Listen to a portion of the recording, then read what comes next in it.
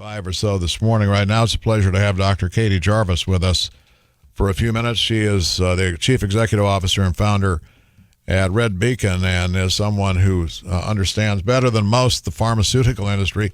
Dr. Jarvis, good morning. Good to have you with us. Good morning. Thank you for having me. One of the horrible issues we're dealing with is the Chinese have basically control of our prescription drugs and either the drugs themselves or the ingredients necessary to make them, up to the tune, I'm told, of about 95% that we get from the Chinese, and now they're making noises like, oh, maybe we should just hold back on shipping those to the U.S., which is outrageous. How did we get here? So the pricing of manufacturing in China is much less than it is in the United States, and I think that our drug companies have chosen to manufacture in a place that's less expensive. I'll tell you that the quality of drugs has, monitoring the quality of drugs has increased since 2008, since the FDA started to really ramp up monitoring from foreign countries the imports of medications. And recently they actually decided that they would create national centers of excellence in continuous pharmaceutical manufacturing so that universities could register to start training the next generation in manufacturing of pharmaceuticals in the United States. So we'll see a swing back toward manufacturing more in the United States, but currently 95% of our ibuprofen and 70% of our Tylenol is made in China. So it sounds like it's like trying to turn around an aircraft carrier to make the switch to manufacturing by back here. And what I'm curious about is when you look at these big pharma companies that have plants in the United States, why would it be so difficult or take so long for them to ramp up the ability to manufacture these drugs here? Well, I think that there's training involved, quality involved, but I do think that they should be able to ramp up their manufacturing here. I also think that strong allies of the United States could ramp up their manufacturing.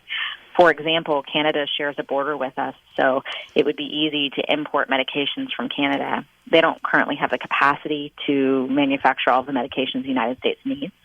But we could see increase of American manufacturing, Canadian manufacturing in Mexico, so that we don't have to have long transit times of our medications. So, anytime you import something from China, it takes a very long time for it to get here. Right. And we're subject to all of the things that can happen in that time frame. We can't really tell exactly when a boat's going to arrive or how long something has to sit in a warehouse before it actually gets to the shelves of the companies. Sure, and we know the Chinese are perfectly capable of slowing things down and making it look like it's unavoidable.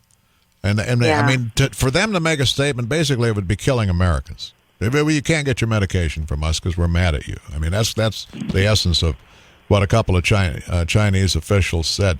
Does this, Katie, take any congressional action to get this turned around, or can and will the industry do it on its own?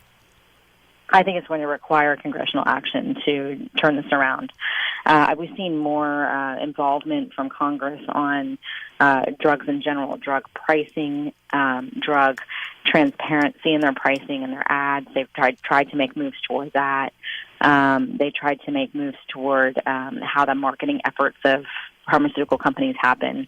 And actually, you've seen that even there was the governor of Connecticut, or some of the leadership of Connecticut, I think Attorney General of Connecticut, said that he felt like the drug companies were withholding medications in order to bring up their prices at some point within the year.